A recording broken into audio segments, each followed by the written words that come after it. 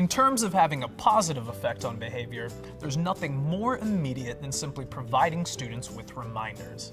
The more the teacher can predict the conditions under which a student is prone to misbehavior, the better he or she can time prompts and reminders to be an effective prevention. But prompts aren't just for individuals. In fact, you probably use prompts more at the class level than you do for individuals. Think about all the times you put a finger to your lips, point to an expectation, or blink the lights to nudge students into appropriate behavior. The rule of thumb for providing any prompts or reminders is to use the least amount necessary to facilitate student success. In fact, we should see prompts as a step on the way to students performing successfully without us. Thus, we'll want to continually consider how we might fade larger prompts into smaller ones and small prompts into no prompts at all. Like engagement and feedback, prompts aren't additions to instruction, they're an integral part of effective instruction. We're going to discuss the effective use of prompting in 3 pieces. First, we'll talk about how teachers can make effective use of gestures, signs, and other environmental cues known as nonverbal prompts. Next, we'll discuss verbal prompting and look at some variations on this simple strategy. Finally, we'll look at a special type of verbal prompt known as pre-correction. Nonverbal prompts make use of the physical environment, including the teacher, to provide natural reminders. But all nonverbal prompts must be taught to students, making sure that a given signal reminds them of a specific behavior.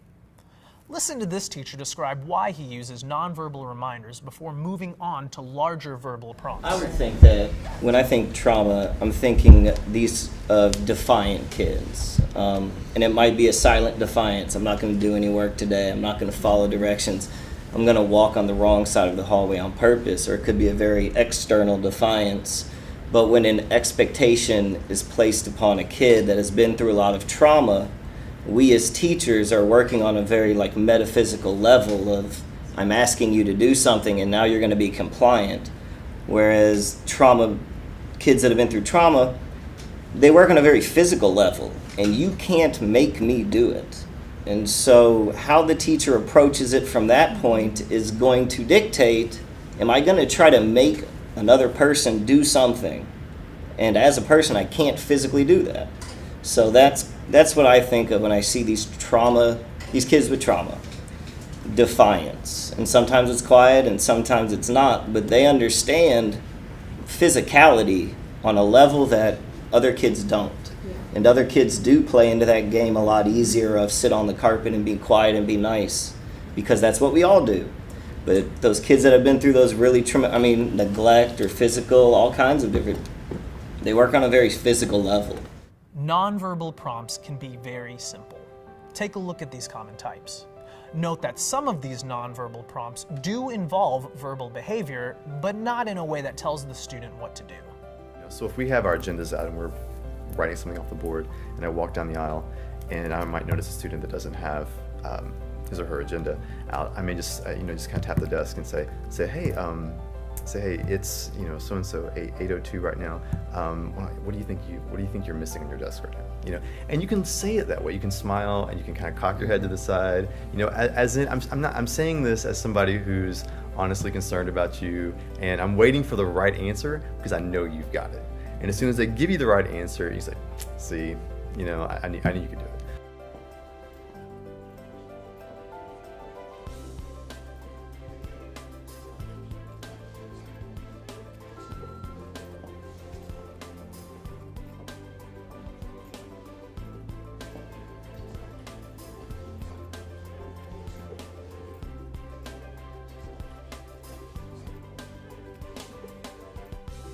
All right, so remember, as we're writing down our notes, I want you to work with your table partner, and I want you to remember, talk to each other. What pattern do you notice about the number of valence electrons and the group number? I want you guys to think about it. Think about it first for the next 30 seconds, and then talk with your partner. We all live in a yellow submarine. Yellow submarine. Thank you. All right, now, who said, "To thine own self be true"? Nonverbal prompts can also include posters, signs, decals on the floor, and a range of other environmental additions that we put in place to remind students of appropriate behavior. But remember, all of these prompts must be explicitly taught to the students in order to work. And there's one more. Many teachers use timers as a prompt, either counting down or using a physical timer.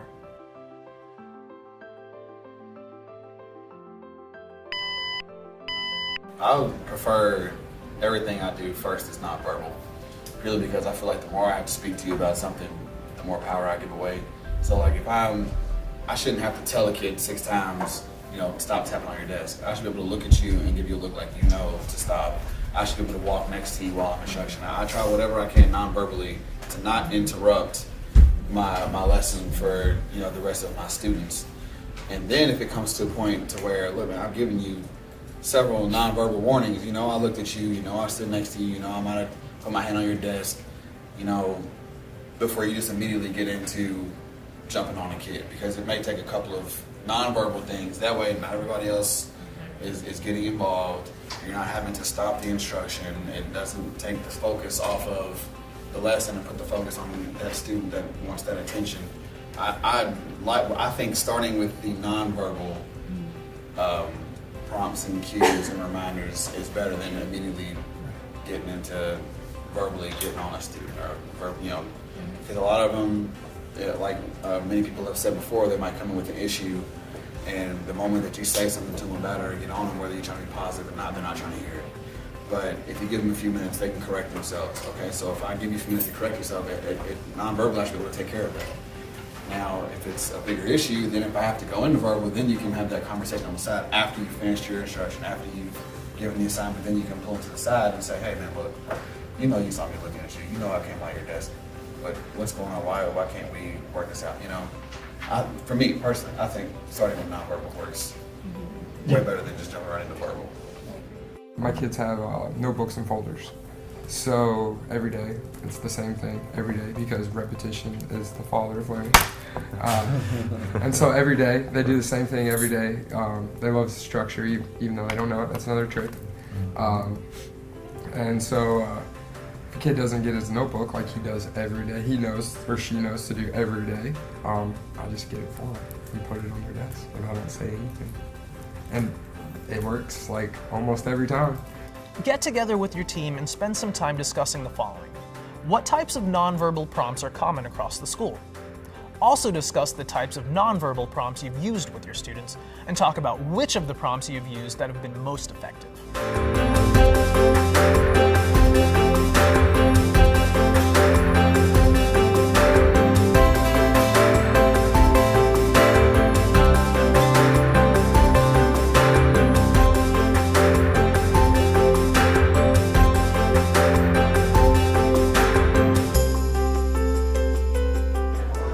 Warm-up. Go ahead and get started, Kevin. Started, Dusty. Let's get started on the warm-up on the board. Get started on the warm-up. Get started on the warm-up, please. Get started. Get started on the warm-up. Get started on the warm-up.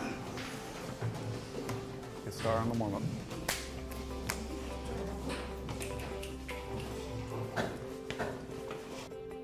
As the teacher was greeting the students here, he was also providing some reminders about what is expected.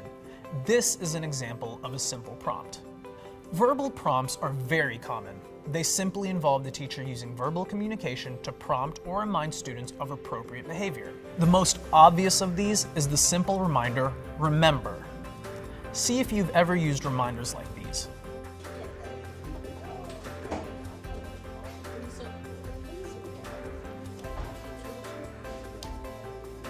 Oh, hey, good morning, you all. Don't forget, make sure you're on time later because we've got the KiCad guests coming, okay? Be on time to class. Have a wonderful morning.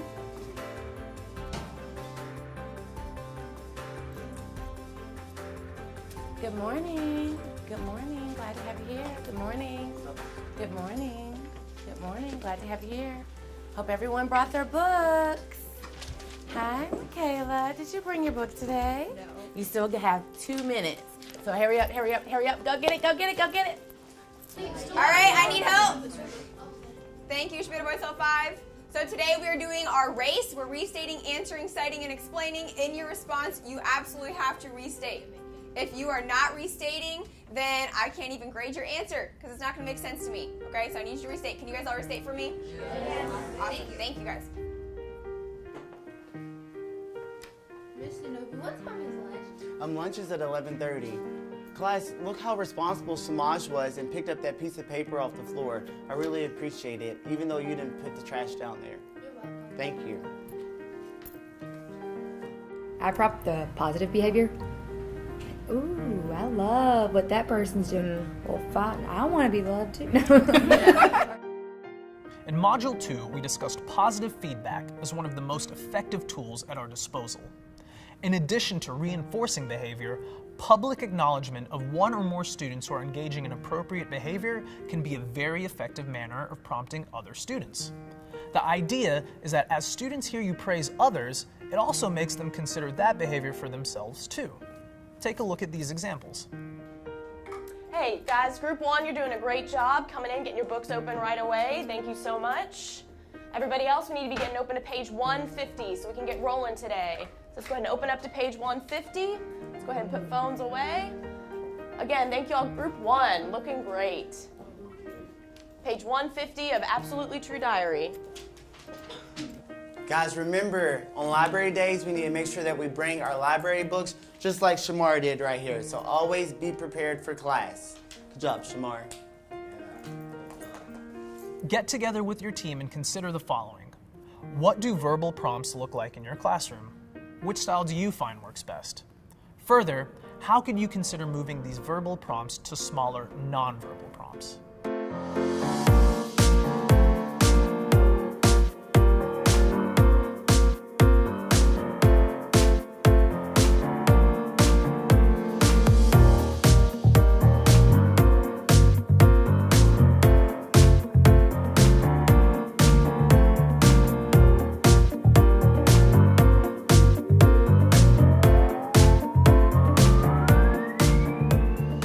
Pre-correction refers to a procedure that is, as its name suggests, we want to correct a predictable problem behavior before it has a chance to occur. You're probably familiar with the student who can look you right in the eye and even nod as you provide a reminder, but in reality didn't hear a word you said.